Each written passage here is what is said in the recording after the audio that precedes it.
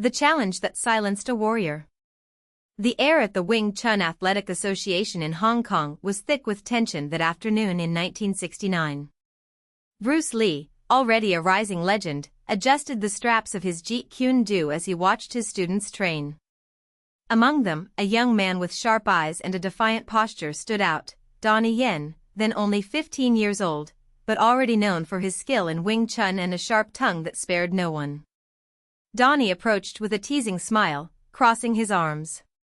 "They say you're fast, Lee Sifu. But I've seen masters who talk a lot and do little. Want to bet that I can touch you before you reach me?" The surrounding students stopped, their gazes switching between the two. Bruce raised an eyebrow, lips curling into a half-smile. "Show me." Donnie didn't hesitate.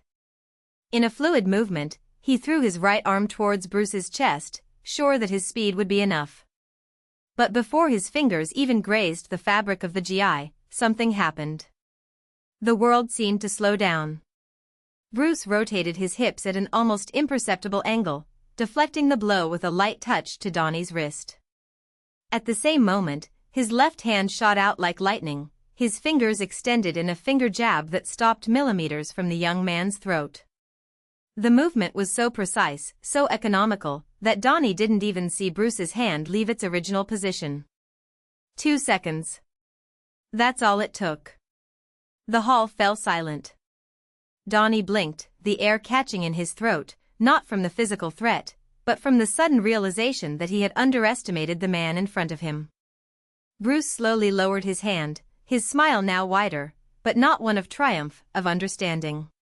"Speed isn't just moving fast, Donnie. It's knowing when not to move. It's seeing the attack before it exists." Donnie swallowed hard, the arrogance from before replaced by a respect that burned hotter than any shame. He tilted his head, not in defeat, but in recognition. "Sifu." Bruce placed his hand on the young man's shoulder, squeezing lightly. "Train. And next time, think twice before challenging a man who spent his entire life turning the impossible into instinct." And with that, he returned to his duties, leaving behind a Donnie Yen who, from that day on, would never see martial arts in the same way again. The weight of the lesson. The next few days were a whirlwind for Donnie. The humiliation of the confrontation still burned, but not like a wound, like a fire that drove him. He spent hours in the Kwun, repeating basic movements until his muscles trembled, until each step, each block, became an extension of his own body. He no longer sought blind speed, but precision. The economy of movement. The anticipation. Bruce, in turn, watched from afar, without comment. Just an occasional nod when Donnie landed a blow with the fluidity he previously lacked. There were no empty praises, no words of encouragement. Just the silence of someone who knew that the real lesson had already been taught. The unexpected challenge. 3 weeks later, Kwun received an unwanted visitor. A Muay Thai fighter named Viroj, known for his brutality and a winning streak that had made him a legend on the streets of Hong Kong, appeared at the door. His body was a mass of scars and muscles, and his eyes carried the coldness of someone who saw no opponents, only obstacles to be broken. "I heard that the old master here teaches the best," said Viroj, spitting on the ground. "I want to test one of your students. The fastest one." The eyes turned to Donnie. He felt the weight of expectation, but also a strange calm. He was no longer the same arrogant fighter who had faced Bruce. "Now, I understood." Bruce crossed his arms. "Donnie. Show him what you learned." The dance of violence. Viroj wasted no time. His first kick was a spear aimed at Donnie's chest, quick as a whip.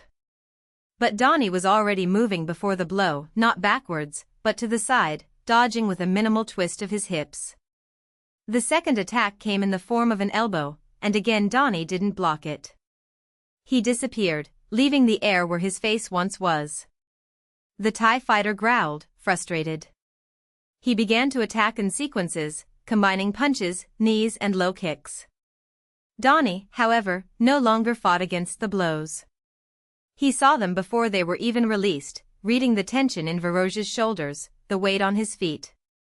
Each opponent's movement was a clue, and Donnie used them to position himself, to counterattack in moments when Varoj was off balance. Then the error came. Varoj, impatient, attempted a spinning kick, a powerful but slow strike. Donnie saw the opening. Instead of dodging, he advanced, entering the opponent's guard. A precise punch to the solar plexus sent Varoj reeling. A knee to the stomach doubled him over. And before he could recover, Donnie spun around, delivering a heel kick that hit the fighter's temple with a sharp crack. Varoj fell like a bag of bones. The silence after the storm.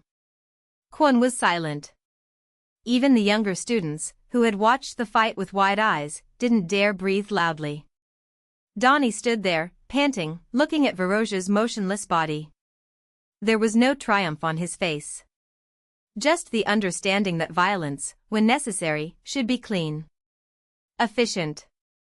Bruce walked over and placed a hand on his shoulder, as he had done weeks before. "Now you understand," he said, quietly. "Speed is a tool. But wisdom is knowing when to use it." Donnie nodded. "I didn't need any more words." The legacy. Years later, Donnie Yen would become one of the greatest martial arts masters in the world, known not only for his technique, but for his ability to teach. His students heard stories about the day he had been humiliated by an old master, and how that defeat had been the beginning of everything. And when they asked about Bruce Lee, Donnie just smiled.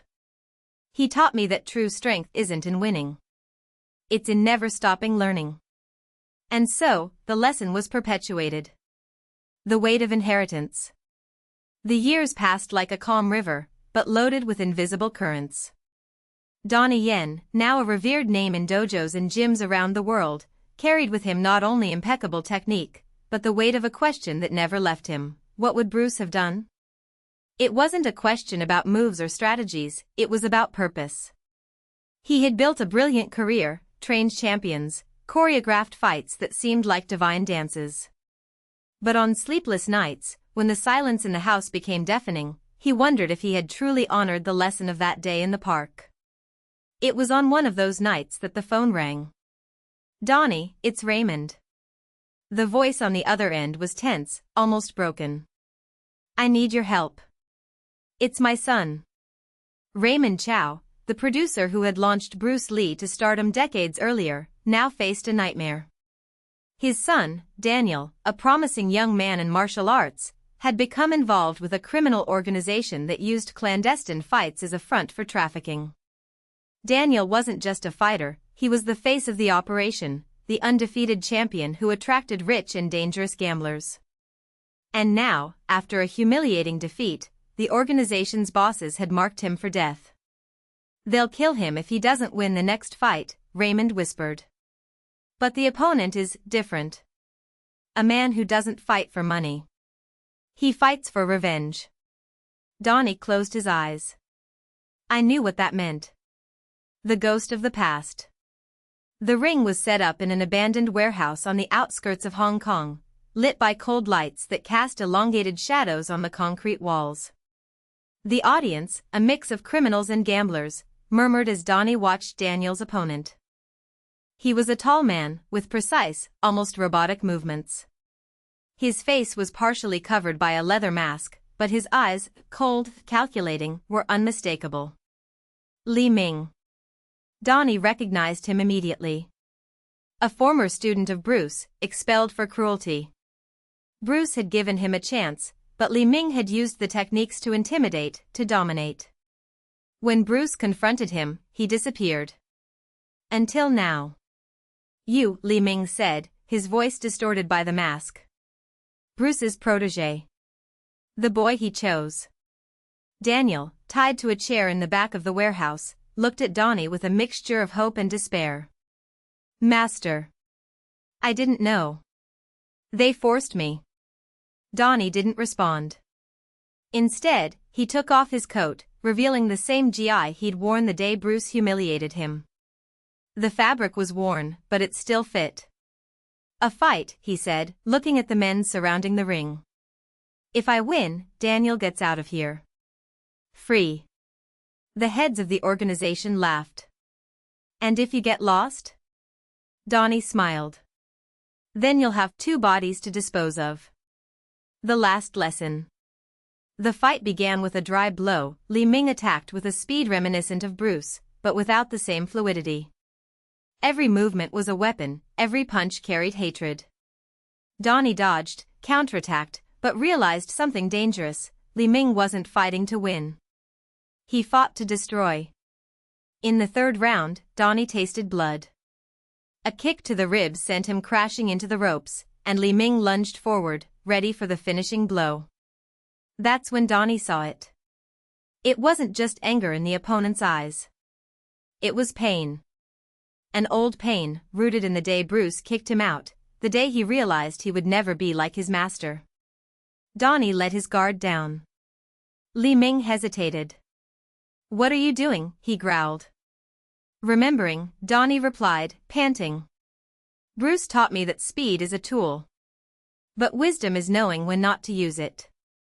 Li Ming attacked. Donnie didn't dodge. The punch hit his face hard, knocking him to the ground. The audience screamed, waiting for the end. But Donnie stood up, slowly, and looked at Li Ming with something that was neither challenge nor fear. It was understanding. "You never got over the fact that he kicked you out," he said. "But Bruce didn't kick you out because you were weak. He kicked you out because you were using what he taught you to hurt others. And that he couldn't forgive." Li Ming froze. For a second, the mask seemed to shake. Then, with a guttural scream, he turned and left the ring, pushing past the men from the organization who were trying to stop him. The warehouse was silent. The end and the beginning. Daniel was released that same night. Raymond thanked Donnie with tears in his eyes, but the master just shook his head. "It wasn't because of you," he said. "It was for Bruce." In the following months, Donnie retreated from the spotlight. He didn't give interviews, he didn't accept new students. Instead, he traveled to the places Bruce had frequented, the park where he'd found him, the dojo where he'd trained, the cemetery where he was buried. And one autumn morning, he knelt before the simple tombstone, with just 3 words engraved on it. Bruce Lee. 1940 to 1973. "I understand, Master," he murmured. "I finally understand. It wasn't about winning. It wasn't about being the fastest, the strongest. It was about what you did with what you learned. It was about choosing, every day, whether force would be used to build or to destroy." Donnie stood up, brushed the dust off his knees, and looked at the horizon. Some legacies were not left in books or films. They were left on people. In lessons that survived death. And at that moment, he knew his work was just beginning. The legacy in motion. Donnie took a deep breath, feeling the cool autumn wind caress his face. The dry leaves danced around the tombstone, as if Bruce himself was there, watching. He closed his eyes for a moment, remembering every blow, every word, every moment of doubt that the master had turned into strength. When he opened them, his gaze was steady. He was no longer the insecure student who had arrived at the dojo years ago, nor the lost fighter who sought answers in violence. Now, he carried something greater, a responsibility. The first challenge. His return to Hong Kong did not go unnoticed. The same men who had tried to recruit him years before, offering money and power in exchange for his skill, found him at the street market where he used to train. This time, however, there was no hesitation in his eyes. "Donnie Yen," said the leader of the group, a man in a dark suit and a scar on his chin. "I heard you finally understood what your master wanted. How lucky for us. A man with your technique could earn a lot more than teaching children in a dojo." Donnie didn't respond right away. He observed the men around him, their postures tense, their hands close to their weapons. He knew it wasn't an offer, it was a threat. "I've already won enough," he said at last. "And it's not cash." The leader laughed, a short, humorless sound. "Everyone has a price. Even Bruce Lee's disciples. Donnie smiled. It was not a smile of defiance, but of understanding. You're right. But mine isn't what you're selling. Before the man could react, Donnie moved. Not with the fury of a fighter, but with the precision of a teacher. A quick blow to the leader's wrist, disarming him without violence. A roundhouse kick that knocked the man next to him down without hurting him. Within seconds, the three were on the ground, confused but unharmed. That's not strength, said Donnie, helping the leader to his feet. It's a choice. And I chose not to break you. The man spat on the ground, but there was no anger in his eyes, only surprise. You're going to regret this. Donnie shook his head. No. You go. The seed of the new dojo. Over the next few months, Donnie did something he had never planned on. He opened his own dojo. Not a place to train warriors, but to teach ordinary people, children, the elderly, even former fighters who had lost their way. The name on the door was simple, Jun Fan, the Chinese name of Bruce Lee. The first classes were difficult. Many arrived expecting secret techniques, deadly blows, the promise of becoming invincible. Donnie, however, began each session with a question. Why are you here? The answers varied. I want to defend myself, my father forced me, I want to be strong. He listened to them all, then shook his head. Wrong. You are here to learn, not to fight. At first, some gave up. Others laughed. But little by little, something changed. The children who arrived shy began to help each other. Adults who just wanted to fight discovered that there was more strength in controlling their anger than in releasing it. And the former fighters, those who had only known violence, found something new, purpose. The last test. 2 years later, the dojo was already known throughout the city. Not by producing champions, but by transforming lives. Donnie, however, knew that the real test was yet to come. One night, as he was closing the doors, he heard footsteps behind him.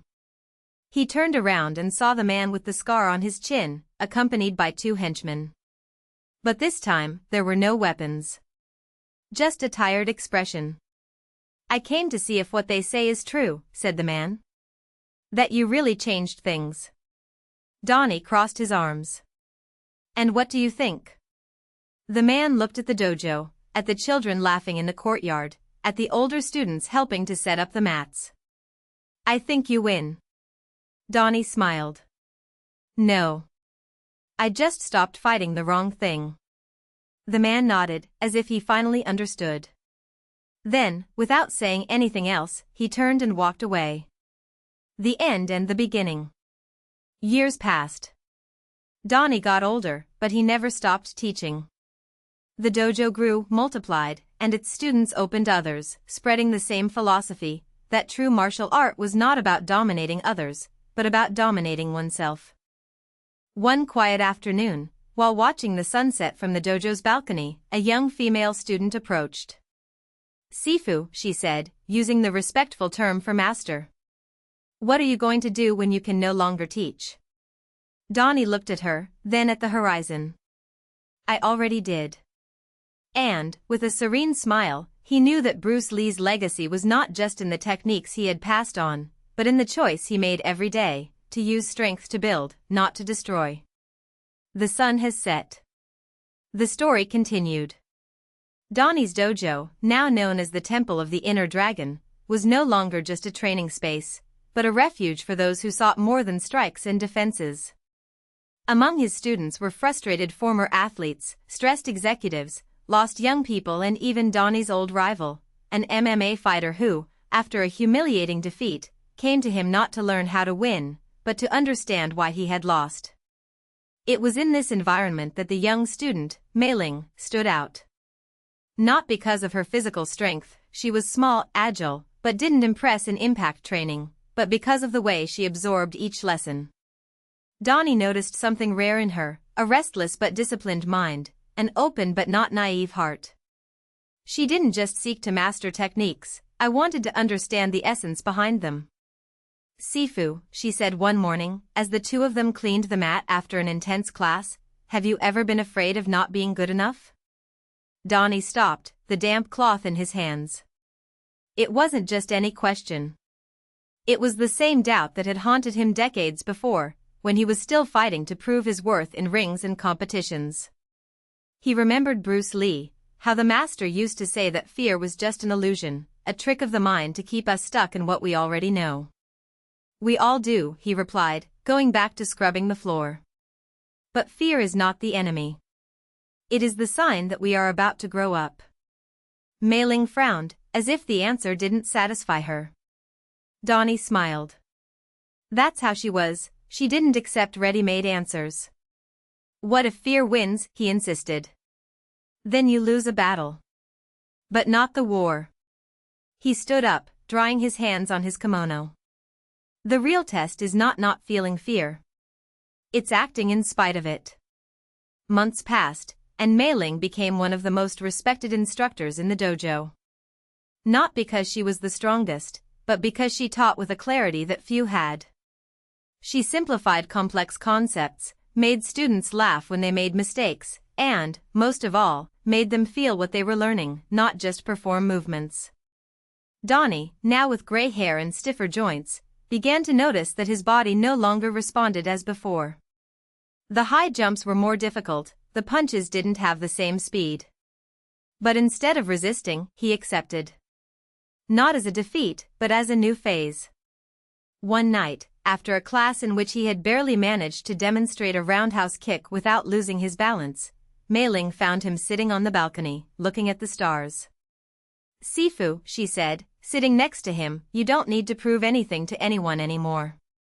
Why are you still here? Donnie chuckled softly. Because I still have something to learn. And what is it? How to let go. The moment arrived without warning. Donnie woke up one morning with a sharp pain in his chest. It wasn't the first time years of intense training had left their mark, but this time it was different. He knew. Mei Ling found him in the dojo's garden, sitting under the old cherry tree that Bruce Lee had planted decades before. The flowers fell softly around them, like a slow dance. Sifu, she said, her voice trembling, you need to go to the doctor. Donnie shook his head. It's not necessary. How come it isn't? She knelt in front of him, holding his hands. You can't just give up. I'm not giving up. He squeezed her hands back. I'm coming full circle. Mei Ling wanted to protest, but the words died in her throat. Donnie smiled, as if he already knew what she was thinking. Remember when you asked me what I would do when I couldn't teach anymore, he said. I already answered. But now I understand better. The true teaching is not in the words, nor in the movements. It is in the example. And my example was to show that, in the end, what matters is not how long we stay, but what we leave behind. Tears streamed down Mei Ling's face. She wanted to say something, but the words seemed too small. Donnie closed his eyes. He took a deep breath. And, as if he was just preparing for another workout, he said, now, teach yourself. The funeral was simple, as he would have wanted. There were no pompous speeches, just students, friends and even a few strangers who had been touched by his story. Mei Ling said little, but her words resonated more than any compliment. He taught us that strength is not in breaking others, but in not letting ourselves be broken. That true victory is not over the opponent, but over ourselves. And that, in the end, the legacy is not what we keep, but what we pass on. Years later, the Temple of the Inner Dragon became a network of dojos spread across the world. Mei Ling traveled among them, not as an unquestionable master, but as someone who still had much to learn. In each place, she told Donnie's story, not as a hero, but as a man who, despite his flaws, chose every day to be better than the day before. And one afternoon, while watching the sunset from the balcony of a new dojo, a young student approached. Sifu, she said, what are you going to do when you can no longer teach? Mei Ling looked at the horizon, smiled, and replied. I already did. The sun has set. The story continued.